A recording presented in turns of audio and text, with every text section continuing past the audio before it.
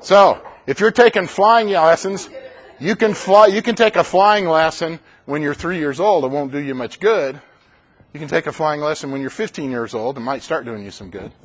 But while you're getting your pilot certificate, part of the training is you do a thing called solo. And we're not talking Hans Solo, although he was a Starship pilot. When I say solo, it means you're going to fly the airplane by yourself for about 10 hours. You don't have to write down that 10 hours.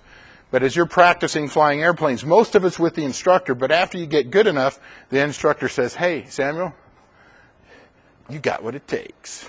And they write some words in some papers and leave it in the airplane, and they get out, and you go fly the airplane by yourself for about 10 or 15 minutes on the first try, and you go, woohoo, a lot. It's in the checklist in the airplane. When soloing and you lift off the ground for the first time, say, woohoo! In any case, you got to be at least 16 years old to solo. Then, you also have to have a medical... why is that out of order? There we go. That's what I wanted. If you want to get the actual pilot certificate, that little blue card from the FAA, you got to be 17 years old. So this is for airplanes and for helicopters. So you notice it says you got to be 16 to solo an airplane. You got to be age 17 to get an airplane pilot certificate. But if you drive to Avenal, it's about an hour and a half from here, over by past I-5. I think it's on the other side of I-5. Has anybody ever been to Avenal? They have a glider club.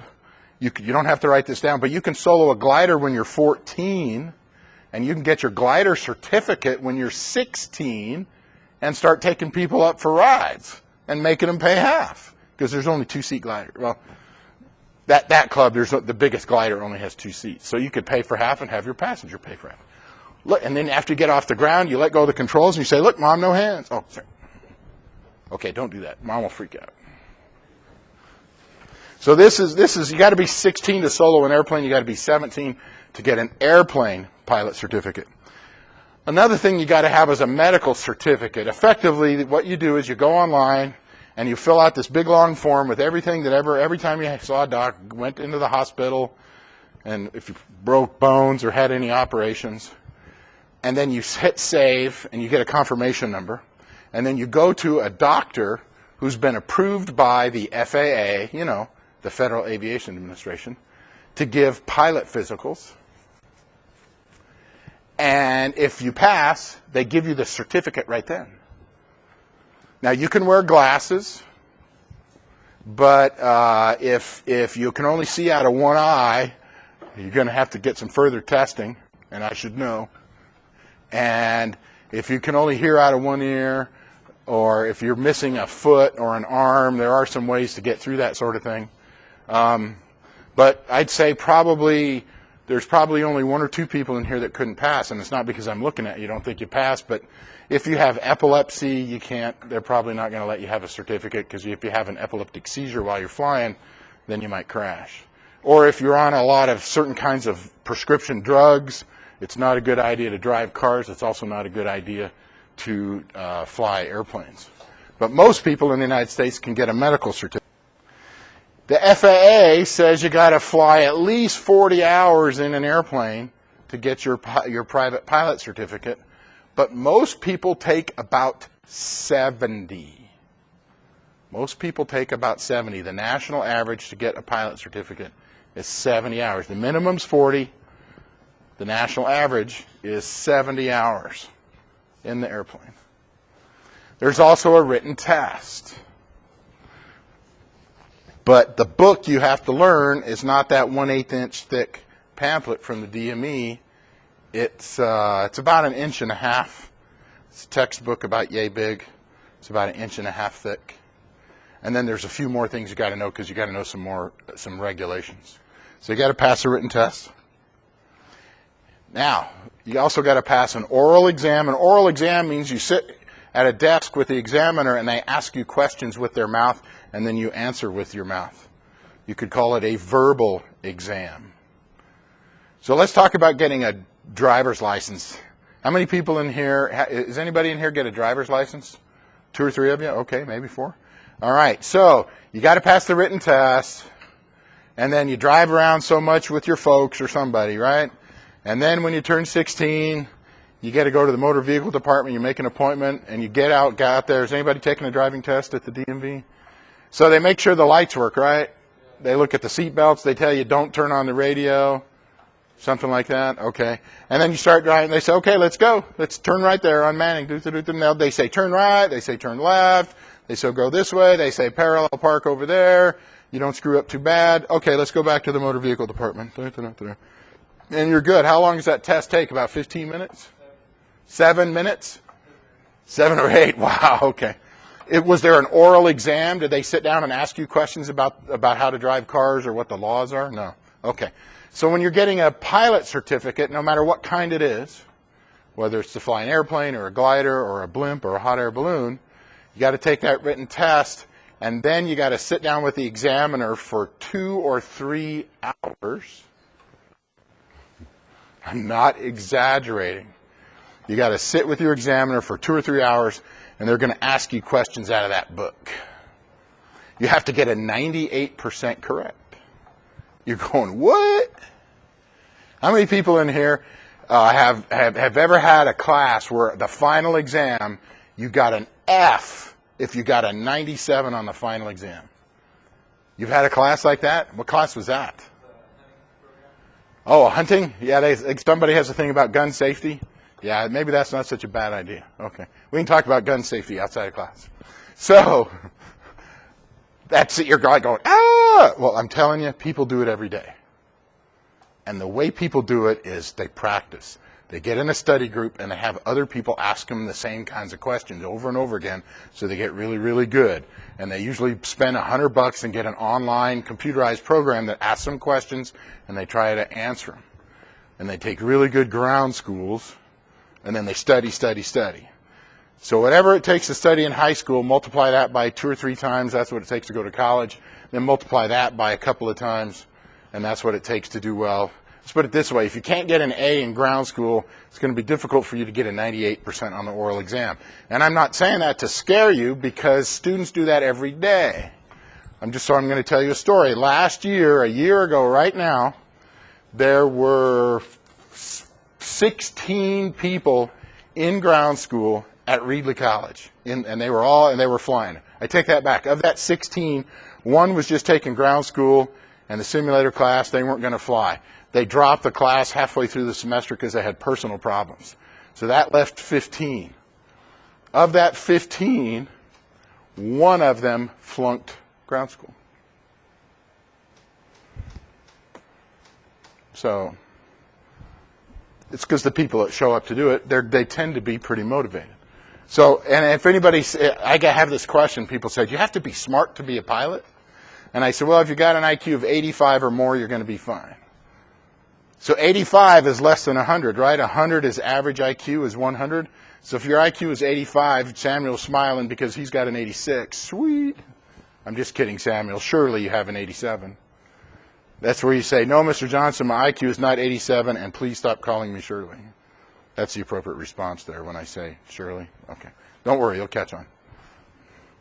So it's not a matter of how smart you do on tests, because tests don't really do a good job figuring out how smart you are. It's really, do you study enough so you can learn the material? And I know people that have an IQ of 85, and they were a good pilot. Being a pilot, the hardest thing is deciding that you want to do it, and then you study enough to get a 98% on the oral exam. I've had people ask me, oh, you got to know calculus? Nuh-uh. Nuh-uh. If you had 1 year of math in high school where you did addition, subtraction, multiplication, and division, and when you get more than 2 or 3 numbers, you get to use a calculator, you can do pilot math. Have you ever seen that button on the calculator, an X with a little 2 up there, X squared? Pilots don't use that. That square root key, the square root of X, pilots don't use that. We use to add, subtract, multiply, and divide. Because we're pilots, we're not engineers. All right. So what do you got to do if you're a private pilot? Of course, we already know that one, not for pay.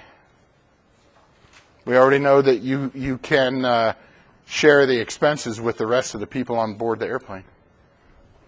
The good news is if you get a private pilot certificate, you can fly in the day and you can fly at night.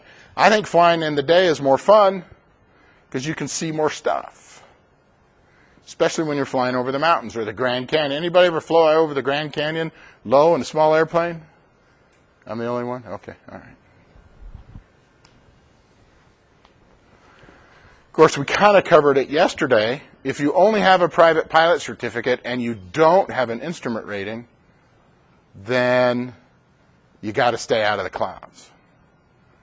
You can fly at night, but not through the clouds. You can fly in the day, but not through the clouds. And so I'm going to show you here in a second, I'm going to show you the picture of a single-engine airplane that weighs 12,500 pounds.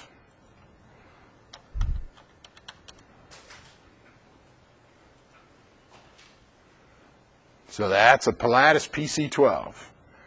It'll hold 12 or, if you put it airline style, I think it'll hold 11 or 12 people.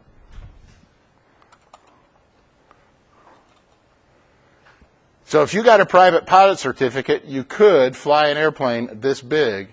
It just can't weigh more, 12,500 pounds. That's like 2 F-150 pickup trucks empty, glued together. That's how much this airplane weighs when it's loaded.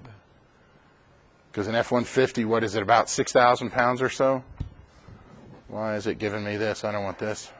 I want a Pilatus PC-12. The company I used to work for had one of these. It was sweet.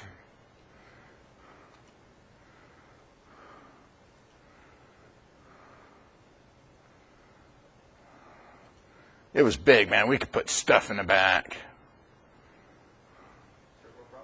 It was a turbine. Yes, very good. It was a turboprop. It had a jet engine with a propeller in front. Yes, they have stairs and stuff. And it would go about 250 miles an hour. It was one sweet machine. Now, nobody will rent that airplane to you. Of course, they'd have to charge you about $500 an hour, maybe $1,000 an hour. But legally, you could fly a single-engine airplane as long as it doesn't weigh more than 12,500 pounds. And you don't get paid to do it. You can share the expenses. Can't fly through the clouds. But mostly, you're going to fly 2, 4, and 6-seat airplanes. If you go out there and you see what's out there to rent, if you went to every flight school in California that had airplanes you could rent after you get your pilot certificate, you're going to see 2-seat airplanes, you're going to see 4-seat airplanes, and a few of them you're going to see 6-seat airplanes. Like the flight school in Fresno that really college students go to, they have 5, 6, 7, 8, they have 9 airplanes, and there's one 6-seater, just one 6-seater, and there's 3 4-seaters, and then the rest of them are 2-seaters, because most of the training is in 2-seaters, because they're smaller, they have a smaller engine, they don't burn as much gas, so they don't cost as much. So that's once you get your certificate, you go, yay!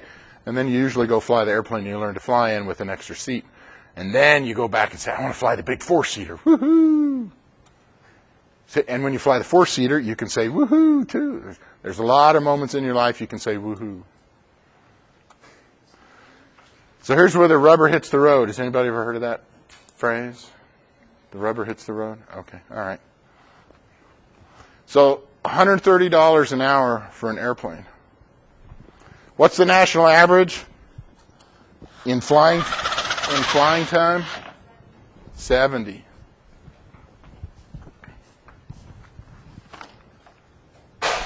You don't have to do this part. $130. You don't have to take notes on that red stuff up there. $60 an hour for the instructor. You're probably going to be with your instructor about 80 hours. Probably it's closer to 90. You're going to be with your instructor about 90 hours. Of course, we already know it's 70 hours is pretty typical. You got to pay for ground school, but you might go to a really college and get it really cheap. The books and the flight equipment If you get a low-end headset and books and stuff, you can probably do that for about $600. Anybody got a calculator? What's 130 times 70? 9,100. And what's 6 times 9 is 3 times 9 is 27. 27 twice is 5,400. How'd I do? Is that right? Okay. You got to pay. The written test is $150. And unlike at the motor vehicle department where state taxes pay that examiner, when you go for that flying test, you got to pay the examiner $600.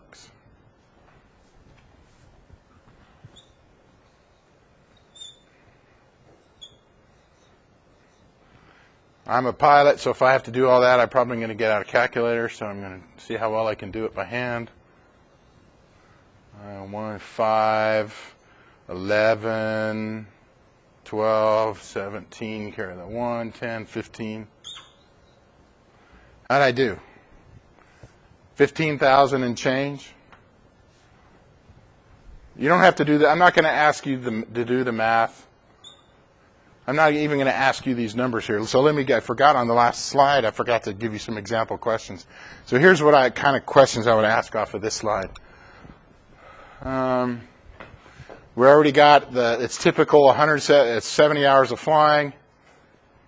And you got to pay for the examiner. You got to pay for, yeah. Here, I'll just give you the one number. It's going to cost it's going to cost close to $15,000 to get your private pilot certificate. I won't ask you all the other numbers. If anybody says, how much does it cost to get your private pilot certificate? You can say, if I'm average, it'll take $15,000. That'll be the only number I ask off of this slide.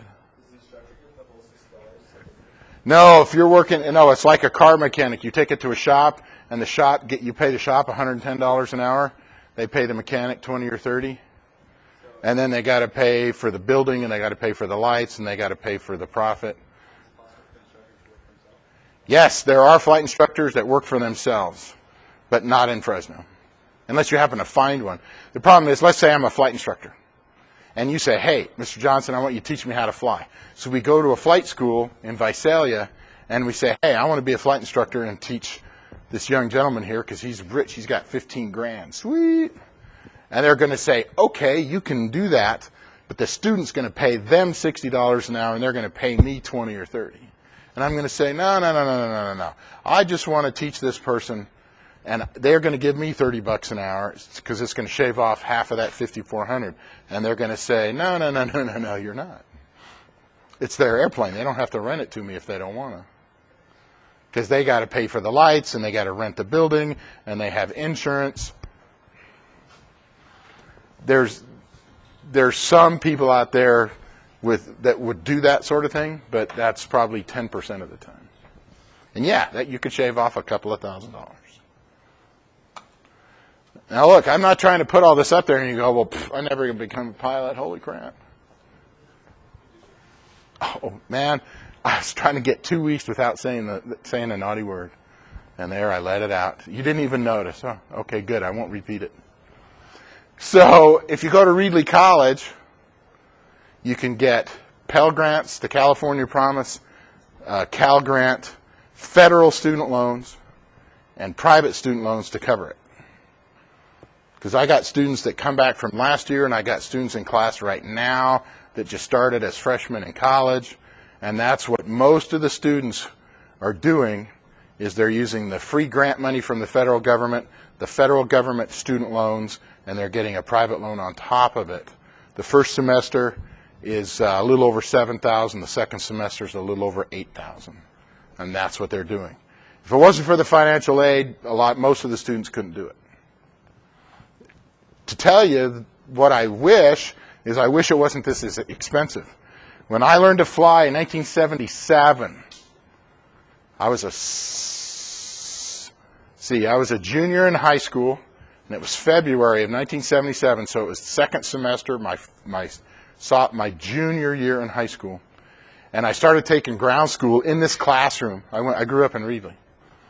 And I took ground school in this classroom at night, and I started taking flying lessons at the airport. I had been working for a year and a half at Valentino's Pizza at a restaurant as a dishwasher, and then I got a promotion to pizza cook. Minimum wage was $2.50 an hour, but flying was a lot cheaper. So today, minimum wage is what, 10, 11, 12?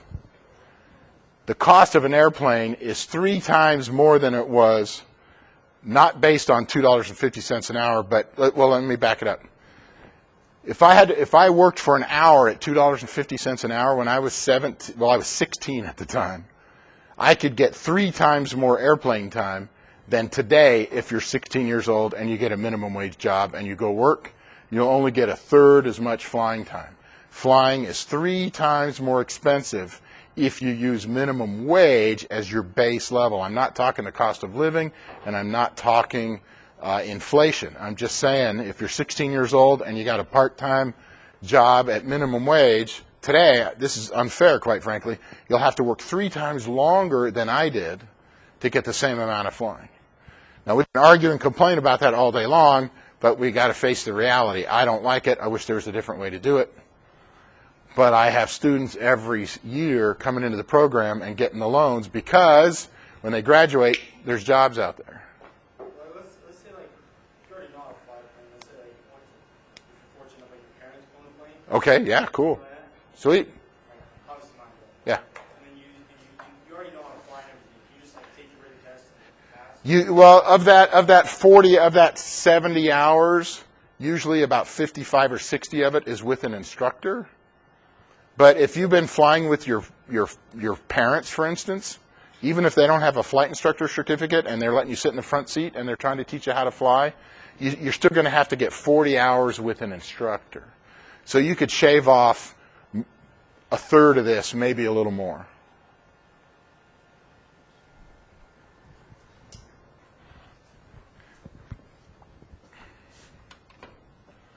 All right, so let's just say you're silly and you go, you know what, I want to grow up and I want to be an airline pilot. And this applies, you don't have to write it down, but this applies if you wanted to be a corporate pilot and fly a business jet, you know, or I think Aaron's going to grow up and he's going to be a pilot for some rappers.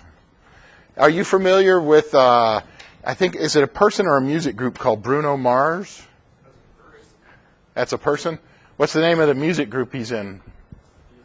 It's just Bruno Mars? Okay.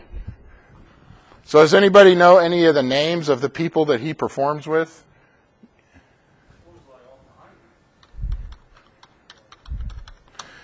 Well, one of the people he performed, Bruno Mars, and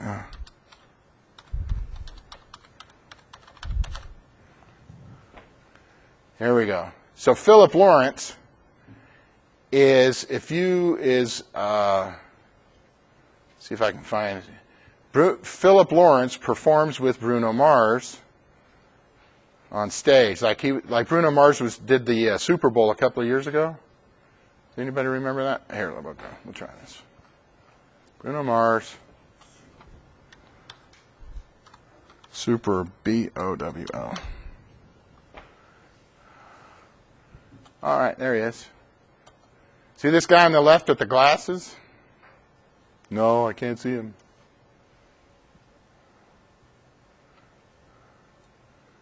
So this guy in the middle, that's Bruno Mars, yes?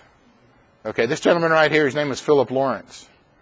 My son works for Philip Lawrence in Los Angeles. Bruno Mars doesn't have a private jet, but he could if he wanted to. He runs a music recording studio called the Record Plant. It's been in LA for decades and decades. Famous people go there and they record music, you know, to make records. My son's a general manager. It's a long. What's that? He is having a really good time. He doesn't get introduced to a lot of famous people, but he sees a lot of them walking down the hallway, and he tries to stay out of their way because I think famous people don't want people who are messing with them. All right, so that's my claim to fame. I'm done. So if you want to be an airline pilot or if you want to fly a business jet, the path is the same. At Reedley College, it's 24 months of school. If you go after you get out of high school. So the training is 24 months. But you got to get more than just your private pilot certificate, right? Because you want to get a job and get paid for it. So you got to get several pilot certificates, including you're going to get a flight instructor certificate, because that's that first job you're going to get out of pilot school, is you're going to become a flight instructor and you're going to turn around and teach people how to fly. It's pretty fun. Go ahead. You cannot make money as... Well, you got to get your private, and then you get your instrument, and then you get commercial, because you got to have your instrument and your commercial before you can be a flight instructor.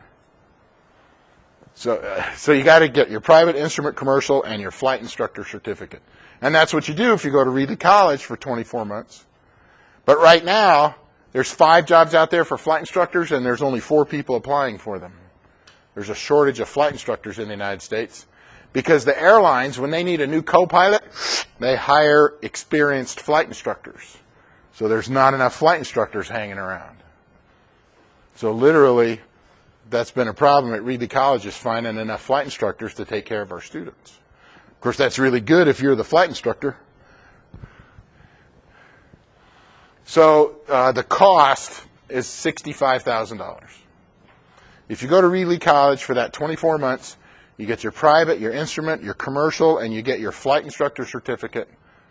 It's $65,000. Now, that includes everything. That includes your tuition, your airplane, your instructor, your headset, the cost of paying for the examiner, the FAA written test fees, your books. So I wrote all the paperwork up. There's no hidden fees in there. And you're going, that's a boatload of money. Can anybody say boatload? Okay, well, very good. But yeah, that's a boatload of money.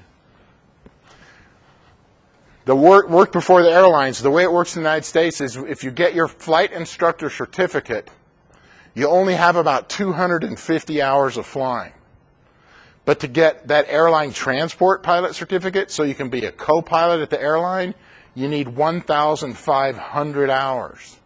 So the day you get out of flight training, you still need 1,250 more to go. And you're going, I just spent 65 grand on that 250 hours. I don't have any more money left. Well, here's the good news. When you fly with a student and you're the flight instructor, you get to log the flying time in your logbook at the same time. So every time you go with a student and you get paid as a flight instructor, you put it in your flying records, you put it in your logbook, and that starts counting towards the rest of that 1,500. If you go to work at a medium busy flight school, it'll take you about 18 to 20 months to get to 1,500. If you're going at a busy flight school, it might be a little less than 18 months. If you're at a slow flight school, it might take 2 years. Once you get, so now you've been a flight, you did flight training for 250, and then you flew with students for another 1,250. Now you got 1,500 hours. Now you can get that airline transport pilot certificate. And at the airlines, there's 5 jobs, and there's only 4 flight instructors applying for those 5 jobs. There's a shortage of airline pilots in the United States right now. So the way it works is essentially you do 2 years at Reedley College. You do at the most 2 years at a flight school as an instructor where you get paid. So let's see, you graduate from high school when you're 18. You get out of Reedley College when you're 20. You flight instruct from the age of 20 to 22. And when you're 22, you get a job as a co-pilot at a small airline like SkyWest. Maybe that's not so bad. What if anybody ever heard of Fresno State? It's a 4-year California University in Fresno, California, on Shaw, Fresno State, Cal State, Fresno. The Bulldogs? All right, never heard of it. Okay. Well, it's a 4-year state-sponsored school. If you went to Fresno State University for 4 years and you lived in the dorms and paid for the dorms, and you ate at the cafeteria and paid for the cafeteria, you know how much that 4 years would cost? A little more than $65,000. Except it'll take you until, if you're 18, it's going to take 4 years till you're 22 just to get your degree and go get a job. If you go to Reedley College and get your flight instructor certificate, you'll be 20 years old when you can get a job.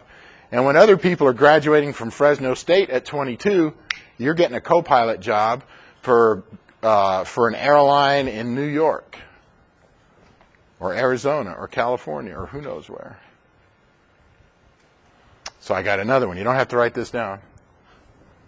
Let's say you don't want to be a flight instructor, but you are fluent in a foreign language. Let's just pick a foreign language. I wonder if there's anybody in this room that's fluent in a language other than English. Can anybody guess what that language might be? No, that's not a real language. What? Espanol. See? In all the countries outside of the United States, you only need 250 hours and a multi-engine certificate to be a co-pilot at an airline. I'm going to say that again. Outside of the United States, to be a co-pilot everywhere else except the United States, you only have to have 250 hours and a multi-engine certificate to be a co-pilot at an airline. So if I was growing up in the central San Joaquin Valley and I was fluent in Spanish, I'd be thinking about, I'm going to get my 250 hours at Reedley College, and I'm going to go get a multi-engine certificate, and Aero Mexico, here I come. Now, if I was fluent in Chinese, I'd be able to get a job in China at an airline in China, for sure. Anybody ever been to China? Anybody ever flown on an airliner in China? Anybody been to the Chinese National Aeronautical University in China? I'm the only one? Okay, all right. So let's see. So training, it's about 24 months, cost is $65,000. You're going to work 2 years as a flight instructor before you get to the airlines. So that's the time to get to the airlines is 2 years of training and 2 years as a flight instructor. And then what's the pay?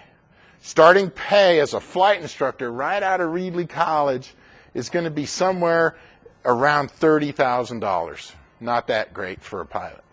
That's $30,000 is about the same as $15 an hour. So if somebody says, oh, I'm making $10 an hour, if they work 40 hours a week, you double the 10, you get 20. They're making about $20,000 a year. Now that's gross pay before the government takes taxes, okay?